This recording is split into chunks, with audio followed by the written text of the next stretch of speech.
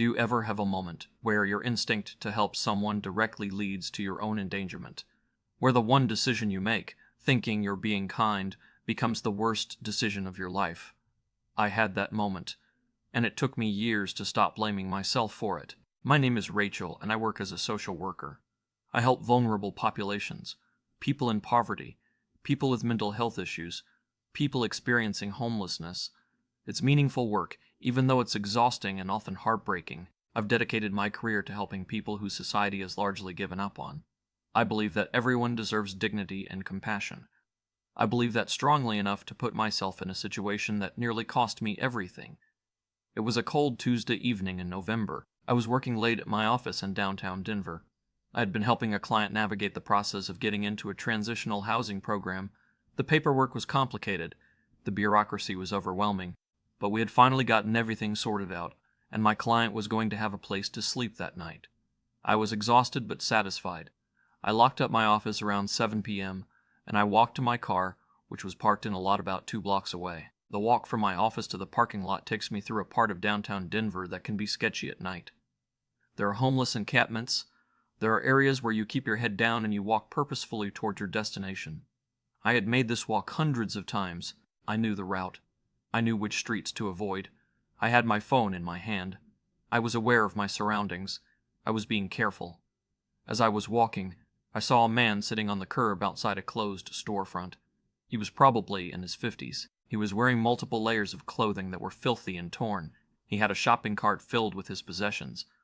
He looked like someone I had encountered many times in my work, someone experiencing chronic homelessness, someone who had fallen through every safety net that existed. He was shivering.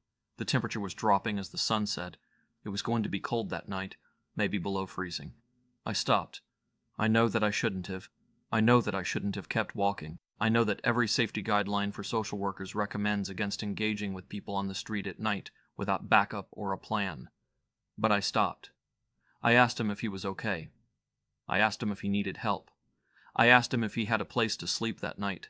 He looked up at me, and he said that he didn't. He said that he had been trying to get into a shelter, but they were full. He said that he had nowhere to go, and he was terrified of freezing. I made a decision that changed everything. I offered to help him. I told him that there was a shelter not far away, that I could give him the address, that I could give him directions. But he said that he didn't know how to get there, that he was confused and scared, that he didn't think he could find it on his own. And I, in my infinite compassion and my absolute certainty that I was doing the right thing, offered him a ride. I told him to get in my car. I told him that I would drive him to a shelter that I knew had beds available, that I would help him get checked in. I didn't think about the fact that I was putting a stranger in my car. I didn't think about the fact that I didn't know anything about this man. I didn't think about my own safety. I thought about his vulnerability. I thought about the fact that it was freezing, and he had nowhere to go. I thought about the fact that I had the ability to help, and I used that ability. He got in my car. His name, he said, was Frank. He had been on the streets for about 3 years. He had lost his job. He had lost his apartment. He had lost his family. The usual story, the tragic narrative of how people end up homeless. I drove him to the shelter, which was about 10 minutes away. I helped him get checked in. I made sure that he had a bed and a meal. I thought that I had done a good thing. I thought that I had made a difference in someone's life, but I had made a terrible mistake. About a week later, I was walking to my car from my office again. The same route, the same parking lot. And I saw him, Frank, standing near my car. Just standing there, waiting. I felt a flutter of anxiety, but I pushed it away. Maybe he had come to thank me. Maybe he wanted to tell me that the shelter had helped him. Maybe he was doing better. I approached him and I asked what he was doing there. He said that he had been waiting for me, that he wanted to thank me for helping him, that because of me, his life had changed. I felt relieved. I felt like maybe I had done something genuinely good. I invited him to get coffee with me. I was stupid. I was naive. I was convinced that I had helped someone and that he was just expressing gratitude. We went to a coffee shop nearby and we talked. He told me about how the shelter had helped him, how he had gotten connected with services, how things were starting to turn around for him. And I felt proud. I felt like the work I do matters. But then he said something that made my stomach drop. He said that he had been looking for me, that after I dropped him at the shelter, he had watched which direction I drove, that he had followed me at a distance, that he had figured out where I work, that he had spent the last week waiting for me to come to my office so he could thank me in person. He said it like it was a sweet gesture, like he was expressing gratitude. But all I could hear was the fact that he had been following me, that he had tracked down my workplace, that he had spent days waiting for me. I made an excuse and I left the coffee shop. I drove straight to the police station. I made a report about Frank. I told the police that I had picked up a homeless man and given him a ride to a shelter, that he had subsequently tracked down my workplace, that he had been waiting for me. The officers took my statement, but their response was tepid. They said that what Frank had done, while creepy, wasn't technically illegal, that following someone wasn't a crime if you didn't make a threat, that showing up at someone's workplace wasn't stalking if the person had invited you into their car and given you information about where they worked. But I knew something was wrong. I could feel it. The way Frank had said that he had been watching which direction I drove, the way he had followed me, the way he had spent a week waiting for me. These weren't the actions of someone simply expressing gratitude. These were the actions of someone who had developed an obsession. Someone who had decided that, because I had helped him, I owed him something more. I changed my routine. I started parking in a different lot. I started taking different routes to my office. I started being hyper-aware of who was around me. And then, about 2 weeks later, I saw him again. This time he was outside my apartment building. He was sitting on a bench across the street, just watching, waiting. I called the police again. I called the shelter where I had dropped him off and asked if he was still a resident. The shelter coordinator told me that Frank had been kicked out after 3 days for violating shelter rules, that he had been caught going through other residents' belongings, that he had made several residents uncomfortable with his behavior. The shelter coordinator said something that I will never forget. She said, "You need to be very careful with this man. Something is wrong with him." I took out a restraining order. I got a lawyer and I went to court and I got a legal document that said Frank was not allowed to come within 500 yards of my home or my workplace. Frank was served with a restraining order, and for a few weeks the appearances stopped. I thought that maybe it was over. I thought that maybe the legal intervention had been enough to scare him away, but it wasn't. I started noticing other things. My apartment was being watched. I would see him sitting in his car across the street at different times of day. I would come home and find him standing on the sidewalk looking at my building. I would go out for groceries and I would see him following me at a distance, and every time I called the police they said that what he was doing was a violation of the restraining order, but that I needed to have clear evidence, that I needed to document his behavior, that I needed to provide specific dates and times and photographs. So I did. I started keeping a log. I started taking photographs of him with my phone.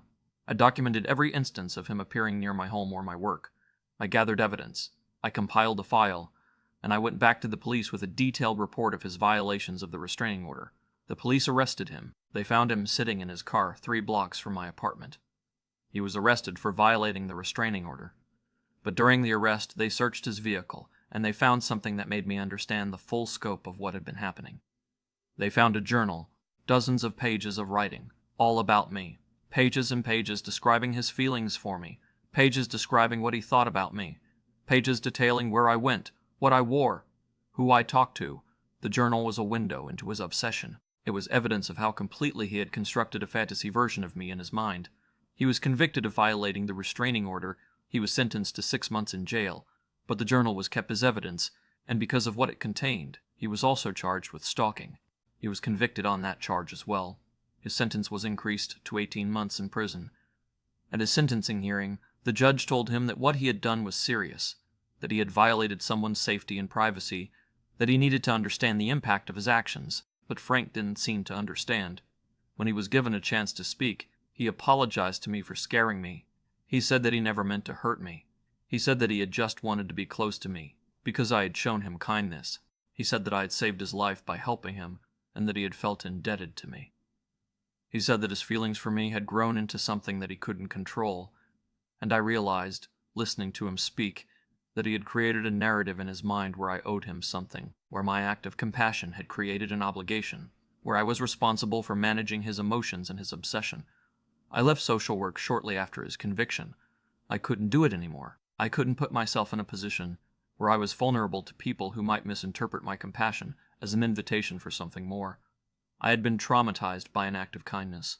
I had been stalked by someone I had tried to help, and I couldn't separate those two things anymore. The experience changed how I understand boundaries and safety. I learned that compassion without boundaries is dangerous. I learned that helping someone doesn't obligate you to a relationship with them. I learned that people experiencing mental illness or homelessness are not automatically trustworthy, even if they present as vulnerable. I learned that my instinct to help could be weaponized against me by someone who had a different understanding of what my help meant. I eventually moved to a different city. I eventually went back to work, but in a different field. I still care about vulnerable people. I still believe in compassion. But I'm careful now. I'm aware that not everyone interprets kindness the way I intend it. I understand that some people will take an act of compassion and twist it into something else. Something darker. Something that justifies an obsession. Frank was released from prison after serving 14 months. The last I heard, he was living in a group home in another state. I don't know if he still thinks about me. I don't know if he still feels that sense of entitlement. I don't know if he's done this to anyone else. What I do know is that a single decision to help someone nearly destroyed my life. What I do know is that the person I thought I was helping was not the person I thought he was. What I do know is that the line between help and harm is sometimes much thinner than we want to believe. If you ever offer help to a stranger, be aware of the boundaries you're setting. Be aware of what you're communicating. Be aware that your kindness might be interpreted in a way you don't intend. And be aware that sometimes the most vulnerable people are vulnerable for a reason. Sometimes they've been hurt. Sometimes they've hurt others. Sometimes they're not safe to be around, no matter how sympathetic their story seems. I spent years blaming myself for what happened. I told myself that I should have known better, that I should have been more careful, that I should have listened to my training and my instincts. But the truth is that I made a human decision. I saw someone suffering and I wanted to help. The fact that that person was not who I thought he was, the fact that my help was misinterpreted, the fact that I became a target of his obsession, these are not things I could have predicted or prevented. But I can warn you. I can tell you that the next time you see someone on the street asking for help, ask yourself if you're prepared for the consequences. Ask yourself if you're willing to risk your own safety. Ask yourself if the person in front of you might be someone whose relationship to reality is different from yours. Ask yourself if compassion is worth the risk. Because sometimes I think the answer is no. The homeless man I helped was actually following me home.